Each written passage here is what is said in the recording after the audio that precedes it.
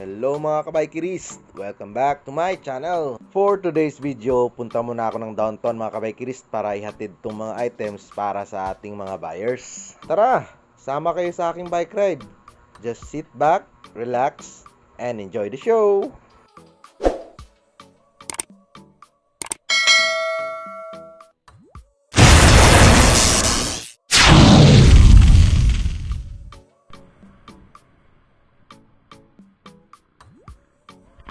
One hour later. Ayun guys, dito tayo ngayon sa Magallanes. Deliver ta guys. Baligyan ako yung customer dito tapuon. Ay, tawag na siya. Tama to. Prepare na natin kay Madto ko gunawan lagi. Layo pa kong biyahe.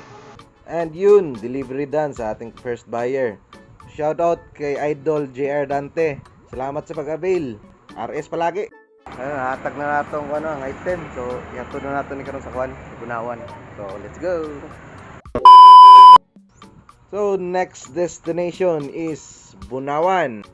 And habang tayo masipag na pumapadyak, shoutout ko pala yung aking mga friends, sila Arthur Pilinio and Ruel Saraos. So salamat talaga mga master, Salamat mga amigo sa laging pag-share ng ating mga video.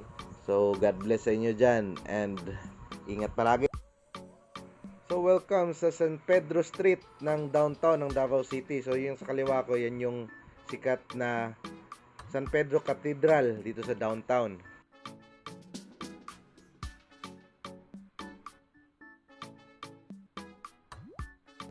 So shoutouted pala sa Pixie Rider na nakasabay ko kanina sa kalsada, So shoutout sa iyo, Master Michael Joshua Agustin. So ride safe palagi. God bless.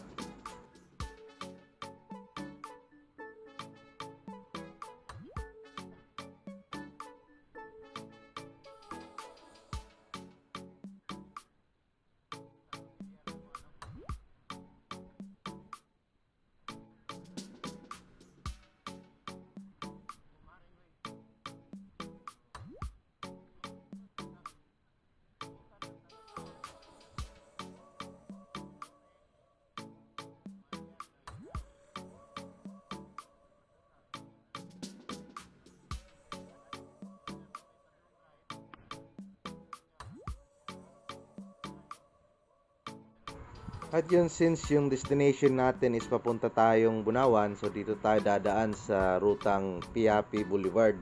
So Boulevard yung tawag dito kasi malapit to sa sa dagat.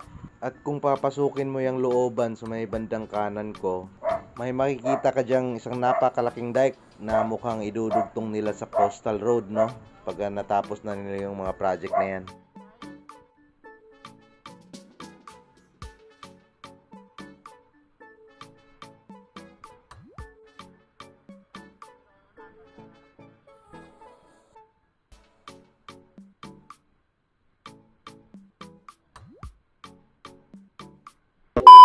So welcome to Magsaysay. So dyan sa may bandang kanan ko, yan yung mga sikat na fruit stand na dinadayo pa ng mga turista. So maraming binibenta dyan, mga durian, mga mangustin, basta kahit ano na lang na mga prutas na sikat dito sa Davao. And dyan sa may bandang unahan, nandyan yung sikat na Magsaysay Park, So andyan yung monumento na sinayawan ng budots ng ating pinakamamahal na former president, Pangulong Duterte, So hindi ko pa napasok yung niya, yung loob niyan. So next time siguro papasukin ko yan, papakita ko sa inyo kung gaano kaganda yung loob niyan.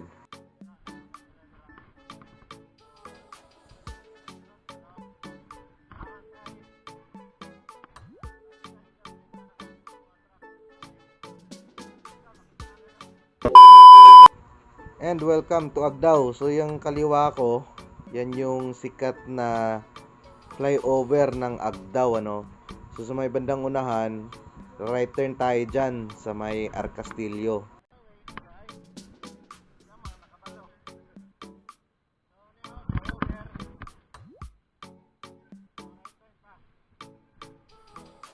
So from this point, may 19 kilometers pa tayong papadyakin bago tayo makarating ng Bunawan, ano. So itong binabaybay natin ngayon is ito yung kahabaan ng JP Laurel Avenue. So ito yun din yung mga ruta papuntang Panabo, ano, tsaka Tagum. So before tayo makarating doon, dadaan muna tayo sa mga lugar na Panakan, Tibungko, and then Bunawan. So singit ko pala sa shoutout yung mga biker friends natin dyan at taga relocation mental, ano. So, papunta sila ng Tagum, ano, at nadaanan natin dito sa may JP Laurel na nagtutulak yung isang kasama nila. So binigyan natin ng patch kit, ano.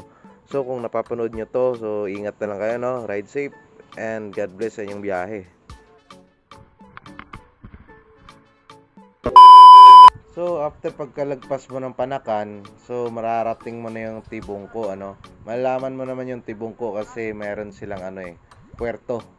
Kung makakita ka na ng barko diyan, malamang Tibungko na yan. Yan sa may right side ko, yan yung puerto ng Tibungko, ano. So medyo malalaki yung sasakyan dito kasi yan, may mga dala silang mga container, ano. So yan, yung kulay blue na yan. So yan yung palatandaan na andyan ka na sa area ng Tibungko. So napansin ko lang din dito yung kanilang kalsada, no, medyo sira. Siguro dahil sa mga naglalaki ang mga truck na dumadaan dito kaya nasisira yung kanilang kalsada, ano. Pero so far okay naman kasi malaki naman at malapad yung kalsada, no. So hindi naman tayo hirap magbike diyan and hindi rin masyadong nakakatakot.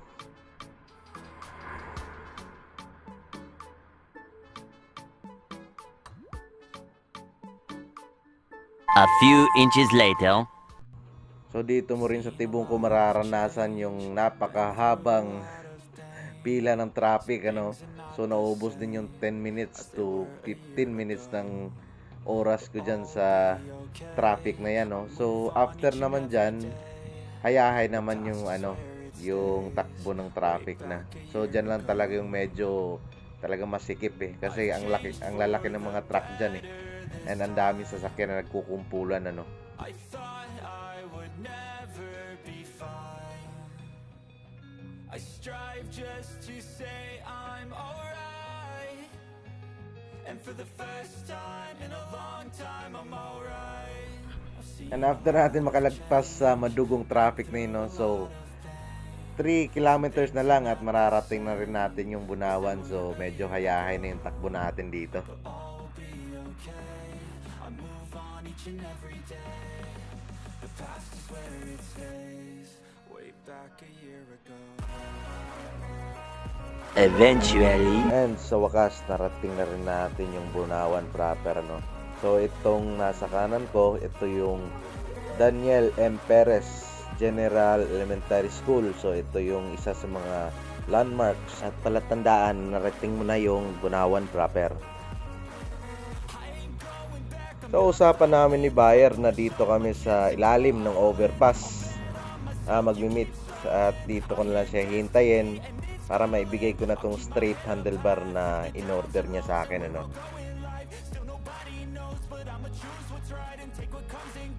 A few moments later. At yun, delivery done sa ating second buyer. So nakalimutan ko magpa-picture kay Idol, ano. So shout out lang kita, Idol. Shout out sa iyo, Lemuel Maniwang. So aral ka ng mabuti and RS sa iyo palagi. God bless you. Way back a year ago.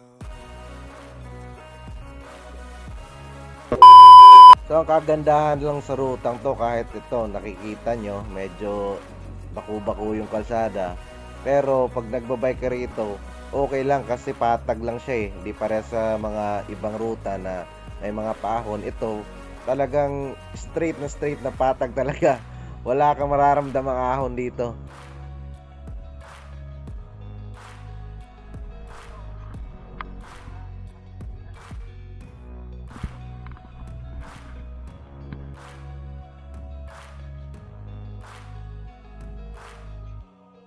Way back a year ago. I've seen a lot of change, been through a lot of pain. Some things are not the same as they were a year ago. but all will be okay. I move on each and every day. The past is where it stays, way back a year ago. I've changed for the better this time. I thought I would never be fine. I strive just to say I'm alright. And for the first time in a long time, I'm alright. I've seen a lot of change, been through a lot of pain. Some things are not the same as they were a year ago. So yung pakanan sa junction na yan yung mga papuntang Buhangin Diversion Road. At dyan din sa rutang yan matatagpuan ang Bangoy International Airport. So yan yung international airport ng Davao City.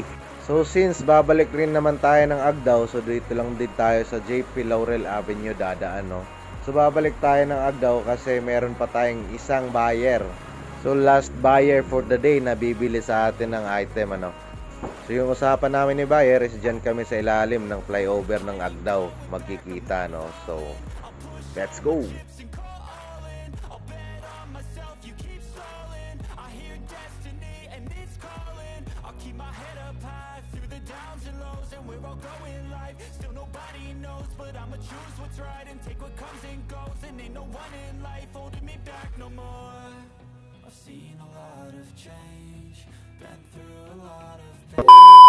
So after ng isang mahabang 19 kilometer na padyakan, so narating na rin natin yung Agdao flyover.